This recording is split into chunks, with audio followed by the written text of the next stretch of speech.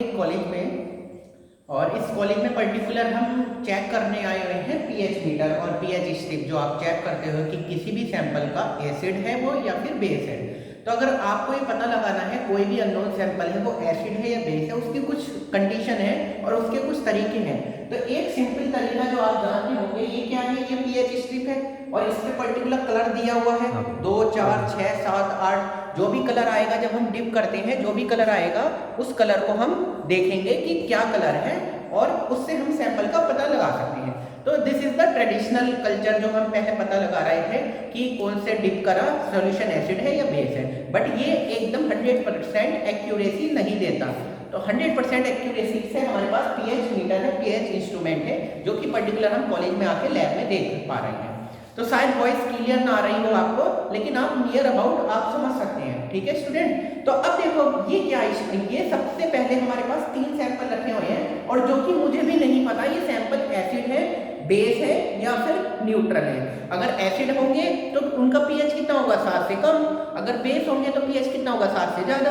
अगर न्यूट्रल होंगे तो नियर अबाउट 7 पीएच होता है। तो ऐसा हम नियर अबाउट मानते हैं कि डिस्टिल वाटर का पीएच 7 के आसपास होता है और वो अपनी अपनी पर्टिकुलर एज ए रिक्वायरमेंट के अकॉर्डिंग है। तो ठीक है स्टूडेंट, तो अब हम देखते हैं कि ये एक स्ट्रिप है, तो ये हमने 3 स्ट्रिप ली, हम 3 स्ट्रिप लेते हैं और तीनों को अलग अलग डिप करते हैं और सैंपल में चेक करते हैं इसमें क्या कलर आया। तो फर्स्ट सैंपल ए हमने ये किया और ये कलर आया है, आप देख सकते हो ये कलर आया है 2 to 4 के बीच में। ठीक है, तो 2 to 4 के बीच में मतलब कि क्या है, इसका पीएच एसिडिक है। फाइन, अब हमने दूसरा सैंपल लिया और दूसरी स्ट्रिप उठाई और ये हमने डिप किया, ये आया बहुत ज्यादा ब्लूइश आ रहा है 10.5, यानी कि बेस है, 7 से ज्यादा बेस होता है, 10.5 से ऊपर आ रहा है, तो it means this is a base. ठीक है, और ये हमने थर्ड वन लिया और इसको डिप किया और इसका कलर पे बहुत ज्यादा फर्क 6, ये देख सकते हो 6.5 के आसपास आ रहा है, तो न्यूट्रल सा है, डिस्टिल वाटर है। चलो ठीक है, अब हमने ये एक ट्रेडिशनल कल्चर चल रहा था जो पीएच निकालने का, तो वो हमने देख लिया। अब ये इंस्ट्रूमेंट है और ये लैब का इंस्ट्रूमेंट है, इट्स नॉट अबाउट द कि किसी पर्टिकुलर इंडस्ट्री का है। तो यहाँ पे थोड़ा सा आपको क्लीनिंग प्रॉपर नहीं लग रही हो, but this is the lab of college. तो बट हम फिर भी जितना हद तक हो सकती है इसको क्लीन करेंगे। ये क्या है, इलेक्ट्रोड है और ये पीएच इंस्ट्रूमेंट है, इसके 3 मोड दिए हुए हैं, पीएच, स्टैंड बाय और मिलीवोल्ट में। ठीक है, तो हम इसको क्लीन करेंगे और चेक करेंगे। तो हमने ये क्या लिखा था, इसका न्यूट्रल था, नियर अबाउट 7 के आसपास था। तो अब हम देखेंगे कि कितना आएगा, ये देखो घट रहा है धीरे धीरे और ये 7 के आसपास पहुंच जाएगा।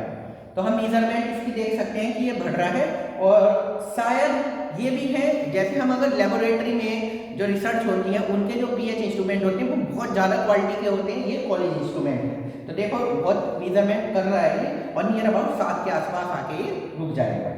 तो देखो हम वेट कर लेते हैं 10-20 सेकेंड, तो 6 ठीक है, तो ये बढ़ रहा है 7 के आसपास। तो हमें एक नियर अबाउट अंदाजा चाहिए कि किसका पीएच कितना है, तो अब हम देखेंगे नेक्स्ट का। ये देखो ये कितना आया था, अब आप देख लो ये कितना आया था, ये आया था, ये एसिडिक पीएच था और एसिडिक पीएच कितना आ रहा था, बहुत ज्यादा कम आ रहा था, 2 के आसपास आ रहा था। तो ये देखो बता दे रहा है। ठीक है, ये जो रीडिंग है ये पीएच की एग्जैक्ट वैल्यू है। अब चलो कोई बात नहीं, अब हम दूसरा देखते हैं सैंपल जो बेस था हमारा। बेस का देखो बच्चों, बेस का कितना आएगा, बहुत ज्यादा आएगा ना,